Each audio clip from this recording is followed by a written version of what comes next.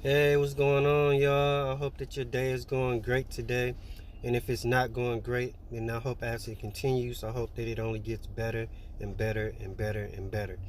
So today, one of the things I wanted to quickly kind of instill into our brains and hopefully instill some confidence in you all taking part in is just to really consider the state, the economic state that we find ourselves in our communities, in the world, and given that state where it's a lot of people that are struggling, it's a lot, especially for me, like nonprofit organizations. I've been working in nonprofit for almost 20 years now, and there's a lot of nonprofit organizations that are struggling due to the lack of funding that's coming in and whatnot. So, excuse me.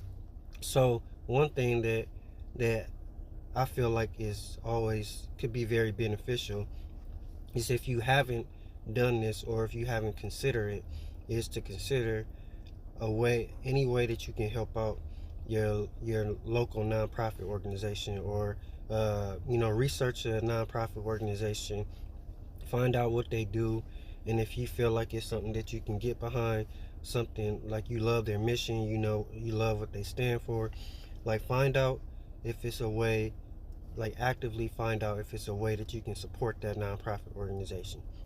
Because what's happening is a lot of these foundations and a lot of the grants that were available to the nonprofit organizations, they're not necessarily available anymore, or you got like DEI that's was a big part of their organization and they can't really mention that as much now.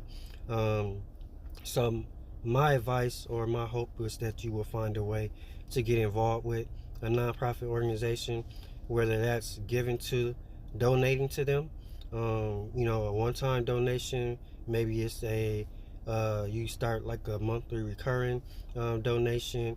If you've never considered sitting on a board or a committee, that's a great way to help out a nonprofit organization, helping them to provide great vision and programs for the community is a great way for you to invest.